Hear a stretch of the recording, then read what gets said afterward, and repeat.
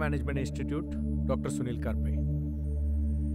विश्राम, विश्रांति, कितना महत्व है जीवन में इस चीजों का। हाँ, बहुत श्रम करोगे तो विश्रांति का महत्व पता चलेगा। अगर विश्रांति कर रहे हो तो श्रम का महत्व पता चलने का सवाल ही नहीं आता, या विश्रांति का भी महत्व नहीं पता चलता। लेकिन याद रखिएगा, हमेशा अगर आप अपने कार्य के प्रति हमेशा 24 आवर वही सोचोगे तो कभी ना कभी थक जाओगे। Change in work means rest. ये रेस्ट लेना बहुत जरूरी होता है। एक बार एक छोटी सी कहानी मुझे याद आई। महात्मा गांधी जी के पास विनोबा भावे गए और उन्होंने गांधी जी के बारे में काफी सुना था, उनकी चर्चा की थी। वो राष्ट्र पुरुष है, उन्होंने देश को साउथ अफ्रीका में 17 साल झगड़ा किया है। वहाँ के लोगों को, अब क्या अपने भारतीय लोगों को उन्होंने बहुत अच्छी तरह से सहारा दिया है। उनके ज्ञान और हक के, सत्य और अहिंसा के प्रति उन्होंने उनको जगाया है। अभी वो देश में आए हैं, बहुत बड़े महान व्यक्ति है, तो हमेशा बहुत बड़े बड़े मीटिंगों में बिजी होंगे, कार्य में बिजी होंगे। तो विनोबा जी गए। विनोबा जब आश्रम गए तो गांधी जी सब्जियां काट रहे थे। विनोबा तो हैरान हुए, महात्मा गांधी जी और सब्जियां काट रहे। फिर उन्होंने प्रणाम किया और कहा, बापू मैं विनोबा भावे और आपके पास आया हूं कि मैं आपके साथ बैठे और विचार करें कि आप हमें सिखाएं। मैं आपका शिष्य बनना चाहता हूं बापू, लेकिन ये आप सब्जियां काट रहे हो। गांधी जी ने हंसकर कहा, बेटा अगर तू मेरा शिष्य बनना चाहता है, पहले खुद के काम खुद करना सीख। और ये क्या कृष्ण प्रकृति लेके आया है, कितना वीकनेस है तुम में। जाओ पहले 1 साल बल प्रतिष्ठा करो, मेहनत करो, शरीर सौराष्ट्र बनाओ और फिर मेरे पास आ जाना। ये होते बड़े लोग, ये होते बड़े लोगों की बातें, ये होते बड़े लोगों की विचार, इसीलिए वो बड़े बन जाते हैं। मुगल सम्राट की बाबर के संबंध में काफी कहानी सुनी है, बहुत बड़ी कहानी है, मैं आपके यहां दोहराऊं। मेरा तीर हमेशा कमान पर नहीं हो सकता, ऐसा उन्होंने उस कहानी में संदेश दिया। एक बड़ा ज्ञानी उसका दरबार देखने आया, क्योंकि सुना था कि बाबर बहुत बड़े सम्राट है, उन्होंने बहुत ज्ञानी लोगों को इकट्ठा किया अपने दरबार में, और वो हमेशा उनके साथ बड़ी बड़ी विषयों में चर्चाएं वार्तालाप करते हैं। आखिर ऐसी इसीलिए तो बाबर ने इतना बड़ा साम्राज्य फैला दिया है, ये हर किसी का थोड़ी ना काम है। फिर उसने सोचा कि एक बार बाबर के दरबार, ज्ञानी दरबार को जाके पहुंचा तो देखा उन्होंने, तो वहां बड़ा अजीब सा माहौल उसने देखा। लोग हंसी मजाक कर रहे थे, मामूली बातों के ऊपर गपशप कर रहे थे। वो बहुत क्रोधित होकर बाबर से बोला कि मैंने इतनी ख्याति सुनकर आपके दरबार में पहुंचा था कि ज्ञान की चर्चाएं चल रही होंगी, लेकिन यहां तो फोड़ मजाक चल रहा है। बाबर ने उससे कहा, 1 मिनट ठहरो, उस कोने में देखो। कोने में बाबर का धनुष रखा था।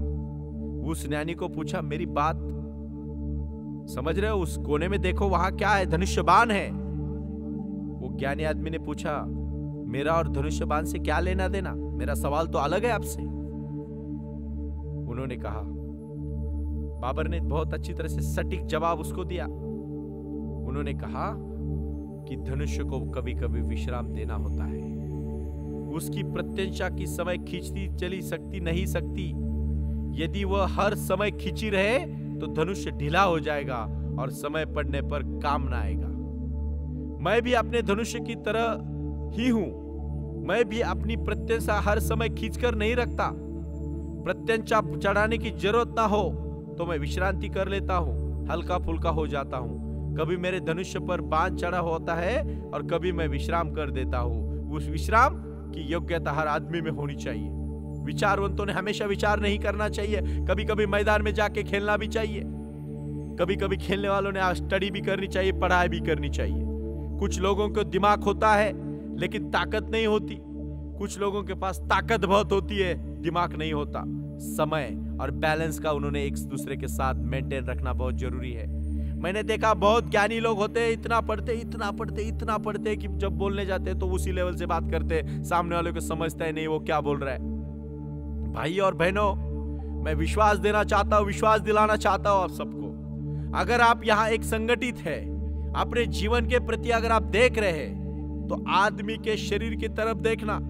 उसके पैर, उसके हाथ, उसके नाक, उसके कान, उसके आंखें, उसके सर, उसका दिमाग, उसकी बाल, ये सब चीजें देखना अलग अलग है। एक आदमी ऐसे ही नहीं बना है।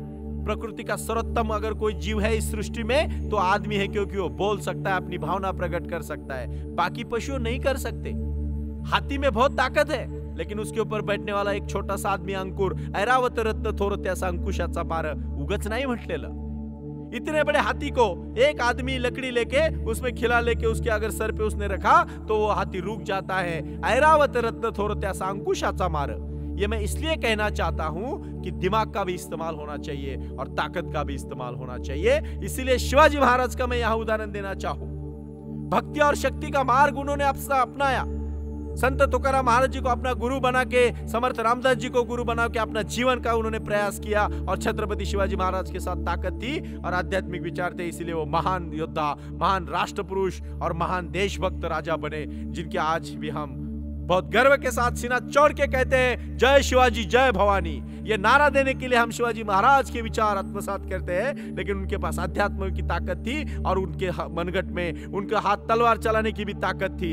ये बात ऐसी नहीं बनती है। इस तरह से अपने जीवन में जैसे कमान को विश्राम होनी चाहिए, विश्राम बहुत जरूरी है, लेकिन उसके लिए कार्य भी करना जरूरी है। 8 घंटा मेहनत कर रहे हो तो 8 घंटा विश्रांति जरूरी है, लेकिन अगर 16 घंटा विश्रांति करोगे तो आपको फिर विश्रांति का मजा नहीं आएगा या काम का भी मजा नहीं आएगा। इसलिए जीवन में बैलेंस रखो। Balance is the most important part of life. और इसलिए मैं कहना चाहूं कि efforts can not be continuous. Every efforts need relaxation to come out with more energy, to come out with more energy. It's the most important topic today, and that's why I tell you, small moments of relaxation make you aware that remaining relaxed can become your lifestyle. Thanks.